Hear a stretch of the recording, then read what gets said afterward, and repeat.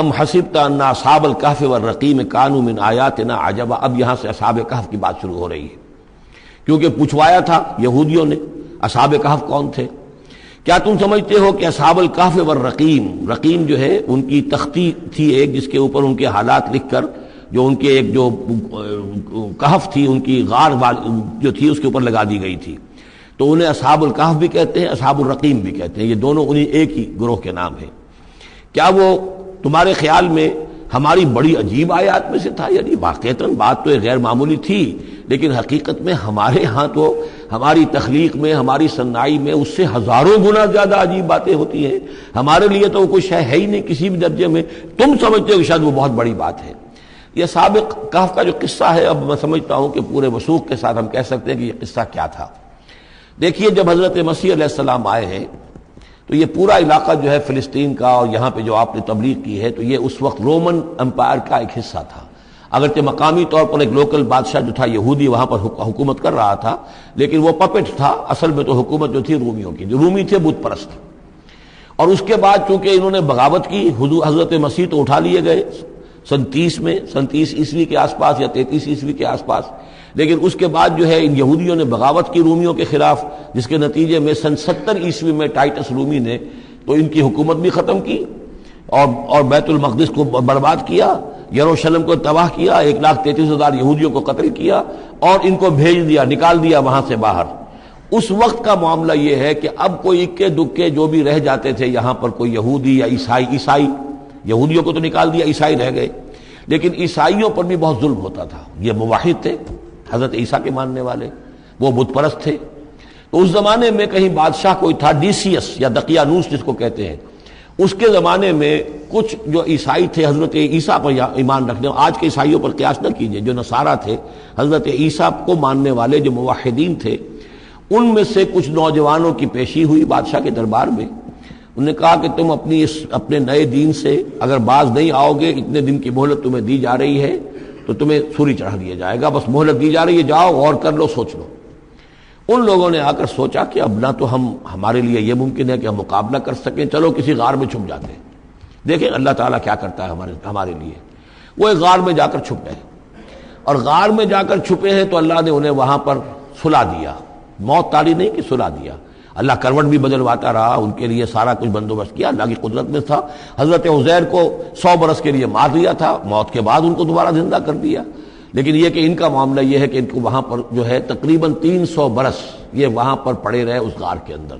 غار کی شکل کچھ خاص ایسی تھی کہ ادھر آنا جانا لوگوں کا تھا ہی نہیں. اور یہ ہے جو موجودہ ترکی کے علاقے میں شہر ایفسس ہے ایک، اس کے آس پاس ہیں اس طرح کے غار، جیسے اجنٹا کے غار ہندوستان کے مشہور ہیں، ایسے ہی وہاں بھی غاروں کا سلسلہ ہے. اور ہیں بھی وہ ایسے کہ ان کے دہانے جو ہیں وہ ہیں شمال کی جانب، تو دھوپ ان میں براہ راست نہیں جاتی، صرف یہ کہ ریفلیکٹڈ لائٹ تو آتی ہے لیکن یہ کہ براہ راست دھوپ نہیں جاتی. تو ایک طرح کا اندھیرا سا اس کے اندر، ٹوائی لائٹ جسے آپ کہہ لیں، وہ رہتا ہے سارا دن. وہاں پر یہ 300 برس تک سوتے رہے. اس 300 برس کے عرصے میں یہ ہوا کہ رومن امپائر جو ہے اس نے خود عیسائیت اختیار کر لی. 300 عیسوی کے اندر کانسٹنٹائن جو تھا ایمپرر، وہ عیسائی ہو گیا. اب پوری امپائر جو عیسائی ہو گئی. اب اس کے زمانے میں اس کے بعد تھیوڈوسیس ہے ایک، 446 عیسوی میں یہ تھا، اس کے زمانے میں اللہ تعالیٰ نے ان لوگوں کو جگایا 300 برس کے بعد. اب یہ سمجھ رہے ہیں کہ وہی زمانہ ہے، وہی کفار کی حکومت ہے، وہی مشرکین ہے.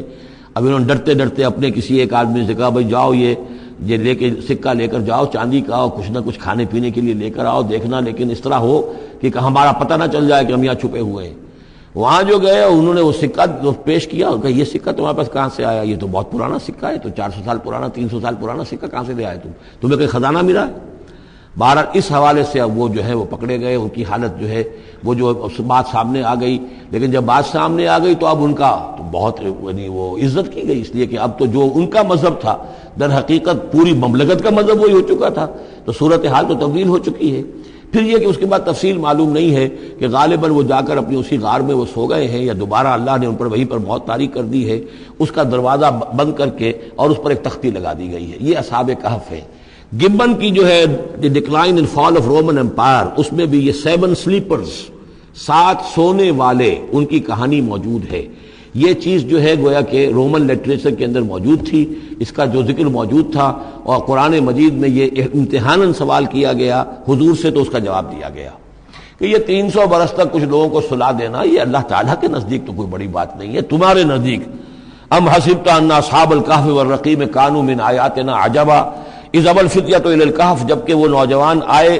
اپنے اس غار میں، فقالوا، اور انہوں نے کہا ربنا آتنا من لدنک رحمتا، پروردگار اب خاص اپنے خزانہ فضل سے ہمارے لیے رحمت کا بندوبست فرما، وہیئ لنا من امرنا رشدا، اور ہمارے لیے ہمارے معاملے کے اندر جو ہے وہ کوئی عافیت کا بندوبست فرما، فضربنا علی آذانہم، تو ہم نے تھپکی دے دی ان کے کانوں پر، فی الکہف سنین عددا، اسی وہ غار کے اندر جو ہے وہ سوتے رہے کئی سال، ابھی یہاں اس بات کو نہیں چھیڑا کتنے سال، سنین عددا، متعدد سال وہ سوتے رہے، ثم بعثناہم، پھر ہم نے انہیں اٹھایا، لنعلم ای الحزبین احصیٰ لما لبثوا امدا، تاکہ ہم دیکھیں کہ دو گروہوں میں سے کس کو صحیح معلوم ہے کہ کتنے عرصے وہ وہاں رہے تھے، اس کا ذکر آگے آ جائے گا، دو گروہوں سے مراد کیا ہے۔ نحن نقص علیک نبأہم بالحق، اے نبی ہم آپ کو ان کا یہ قصہ سنا رہے ہیں، بیان کر رہے ہیں ان کے حالات حق کے ساتھ، صحیح بلا کم و کاسٹ۔ انہم فتیۃ آمنوا بربہم، وہ چند نوجوان تھے جو ایمان لائے اپنے رب پر، توحید کے ساتھ ایمان لانے والے، وزدناہم ھدی، اور ہم نے ان کی ہدایت میں اور اضافہ فرمایا، وربطنا علی قلوبہم، ہم نے ان کے دلوں کو ڈھارس دی، مضبوطی دی، دلوں کے اندر ثبات پیدا کر دیا، اذ قاموا، جب وہ بادشاہ کے دربار میں کھڑے ہوئے، اور جیسے کبھی حضرت ابراہیم علیہ السلام نے بات کی تھی اسی طرح ڈٹ کر انہوں نے بات کی، اذ قاموا فقالوا، اور انہوں نے کہا ربنا رب السماوات والارض، ہمارا رب تو وہ ہے جو آسمانوں اور زمین کا رب ہے، ہم کسی اور رب کو ماننے کے لیے تیار نہیں، کسی اور دیوی کو، کسی دیوتا کو، کسی بت کو ہم ماننے کو تیار نہیں، لن ندعو من دونہ الہا لقد قلنا اذا شططا، ہم اس کے ایک الہ کے سوا کسی اور کو پکارنے کے لیے تیار نہیں ہیں، ہم نے اگر ایسی کوئی بات کہی تو یہ تو عقل سے بہت دور کی بات ہو جائے گی۔ ہؤلاء قوم اتخذوا من دونہ آلہہ، یہ جو ہماری قوم ہے اس نے بہت سے آلہہ جو ہیں اختیار کر لیے ہیں اللہ کے سوا، انہوں نے اختیار کر لیے ہیں بہت سے آلہہ اس کے سوا، لولا یاتون علیہم بسلطان بین، تو کیوں نہیں وہ پیش کرتے ان کے اوپر کوئی دلیل، کوئی سند، کوئی اللہ کی طرف سے اتاری ہوئی سند ہو، کوئی آسمانی کتاب ہو۔ فمن ازلم ممن افترى علی اللہ کذبا، تو کون ظالم ہوگا اس شخص سے بڑھ کر کہ جس نے اللہ تعالیٰ کی طرف جھوٹ گھڑ کر منسوب کر دیا۔ تمہارے لیے اب مہلت صرف چند دن کی ہے، اس میں تم فیصلہ کر لو، اگر تم اپنے دین سے واپس نہیں پھرو گے اور ہمارے دین میں واپس نہیں آؤ گے، اپنے دین کو چھوڑ کر نئے دین کو، تو تمہیں ہم ہلاک کر دیں گے۔ اب یہ وہاں سے جا کر مشورہ کر رہے ہیں، وَإِذْ اعْتَزَلْتُمُوهُمْ، اور دیکھو جب تم نے اب ان سے اپنے آپ کو علیحدہ کر لیا ہے، وَمَا يَعْبُدُونَ إِلَّا اللَّهَ، اور ان ہستیوں کو بھی تم نے چھوڑ دیا جن کی وہ پرستش کرتے ہیں اللہ کے سوا، فَآوُوا إِلَى الْكَهْفِ، تو اب آؤ